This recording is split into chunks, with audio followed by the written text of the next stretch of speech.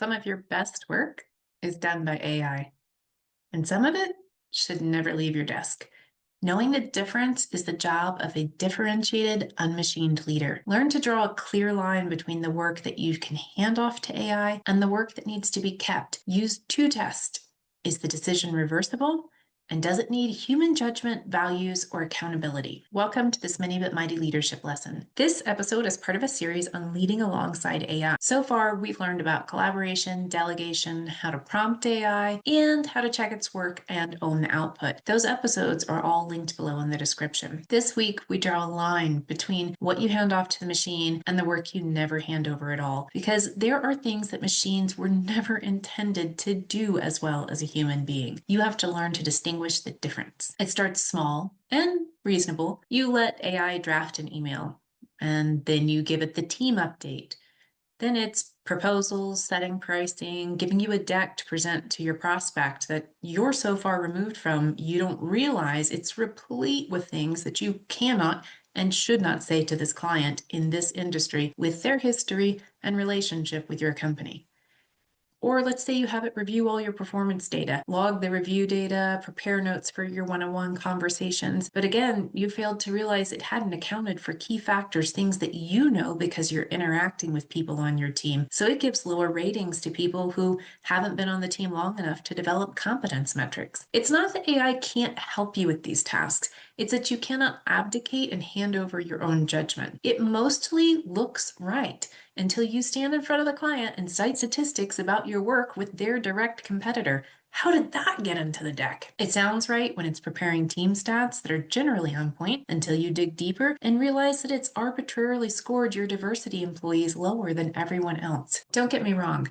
Taking your eye off the ball allows mistakes and bias to slip in with people in charge of those tasks too. It's not only AI where this happens, and that's where you have to stay vigilant. You could delegate a task and a bigger one, and one day you've handed off a decision that you were supposed to own and find out that things have gone wrong. The challenge is that AI works so much faster than we do as humans. There will be a pile of things that you've directed, and they all need your review. You'll be tempted to let some slide because most of the outcomes have been good. So the difference with AI is speed and scale. It's going to take everything you give it and never once tell you that you handed over too much. Zillow is an expensive lesson that we can use as a cautionary tale. They built a business called Zillow Offers with an algorithm that estimated what homes were worth, and then Zillow would buy at those prices with the goal of reselling. The model bought thousands of homes, but it failed to pay attention or notice a market turn. It completely missed the shift, something that an expert, if they'd been watching, would have paid attention to and caught. Zillow bought high and then couldn't sell. So in the fall of 2021, they closed the whole unit. They took a write down of more than $300 million, and they cut about a quarter of the company, almost 2,000 people. There were humans at Zillow. Clearly, 2,000 of them got let go when technology was left to its own devices. But there were smart people who worked there, and no one pressed pause to check the work or question the math or even look closely at the results and say, hey, something's off here. This isn't generating the outcomes it did a month ago. Let's get curious and find out why. If you've been following Many But Mighty for a while, you know that curiosity is a human intelligence skill, one that you can hone to become an unmachined leader. The failure with Zillow is that it required a machine to make a judgment call, and machines aren't good at that. Could that have happened without this technology? You bet. I mean, there's always that EVP who projects some awesome growth model, and the C-suite loves this person because they are consistently reeling in clients and more business. So they don't look too closely, and it turns out that the model's wrong and the company pays for it. But in almost all cases, when humans are involved, there is close scrutiny and review. Remember that research from our last episode? We check human work closer than we check machine work. Meetings, dashboards, special working sessions, on and on to ensure that we catch each other's mistakes before the impact is too big. The easy trap with AI is that we stop checking, evaluating, judging. We coast. We also like to use AI to offload the work that we don't want to do, the stuff we aren't comfortable with. As managers, this is so compelling. There's so much paperwork, so many one-on-ones and interpersonal issues, people out on leave whose work we need to cover. It's the work on top of our work that we'd like to be able to hand off. So how do we prevent coasting or handing off the wrong thing? The Zillow mistake was a judgment call. A machine can't make that call because the situation was live and moving. It needed a human involved, activating discernment and making judgment calls. And the same is true when you are working not with data, but with humans, leading people. Leading people is one judgment call after another. noticing the person who went quiet in a meeting, deciding how to say the hard thing so it's kind and candid and useful, knowing when someone needs a push and when they need a little grace. Standing in the middle of a conflict of two people who cannot solve problems on their own, they just don't get along. That's peopleship. It's the practice of leading humans. Ethan Mollick coined a term called just me. It's a judgment test. It's the work that you don't hand over ever. You make judgment calls on market pricing and, more importantly, on who you might need to let go from the team and the conversation that you have to have with them about that, or the promises that you make to customers. Those are all just me tasks. Keeping them takes courage and integrity and intention in your leadership. Handing off our manager work is some of the most tempting things to give to AI because it's the work we often like the least and we have the least training and experience to handle. The paperwork of people, the one-on-one that you've been dreading, the review that you keep moving to the next week, the feedback you'd rather not deliver. AI can draft all of that for you, and it will do so gladly. And that's fine. Let it help you prepare. Let it organize your notes or surface a pattern in data. Give it a first pass at your words. That's fair game. But the moment that you let it do the human part, deciding, leading the conversation, you've handed off the one thing that makes you the leader in the room. Coaching, one-on-one development, resolving conflict, building trust, recognizing people in a meaningful way, performance conversations.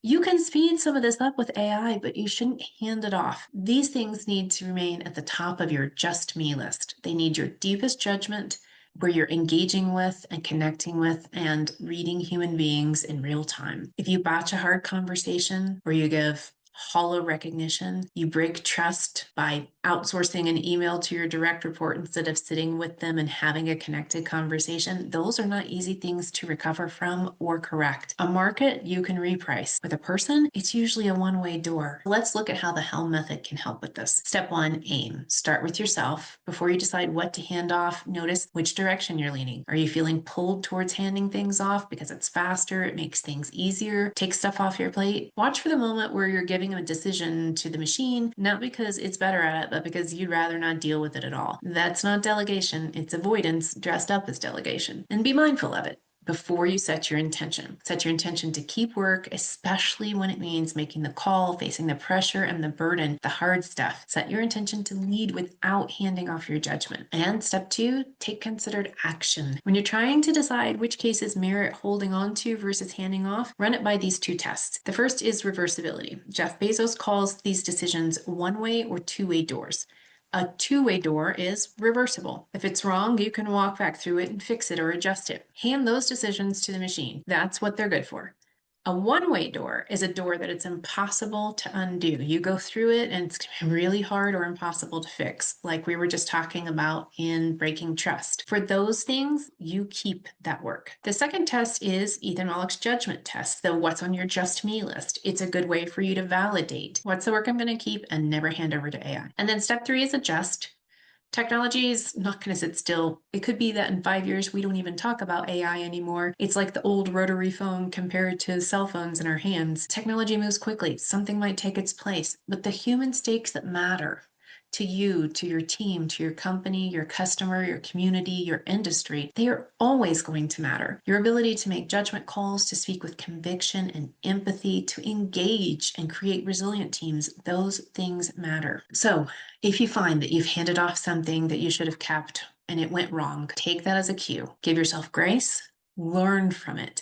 Fix it for yourself and all the people affected by it, and then pull it back in and put it on your just me list. Lastly, be mindful that scale changes everything with or without AI. What works for small numbers or smaller teams often breaks at scale. And that means that something like one AI drafted email is reversible, but when AI takes on writing every customer message in your voice and brand, it could become a one-way door that you can't walk back through. Some ways that you could apply this at work this week. Before you give a task to AI, ask one question. If this goes wrong, can I undo it? If the answer is yes, hand it over, and stay vigilant. If the answer is no, keep that work, keep that decision for now. Something that takes a little more effort this week is to go ahead and make your short list of just me. The task, the decision, the calls that require judgment, your values that your name will be associated with. Evaluate your list to make sure that your interactions with people, your connections, that trust that you've developed, those human things that make you a great leader, that they stay on this just me list. And post a list somewhere where you will see it before you reach to hand off something to AI. Something harder. Find one place in your organization where there's a human in the loop, but there's also automation bias. This has been going well for so long that they're mostly just approving the work without really engaging and checking it. Put real judgment back into the loop. Get curious, evaluate whether things should continue as they are, if things really are accurate,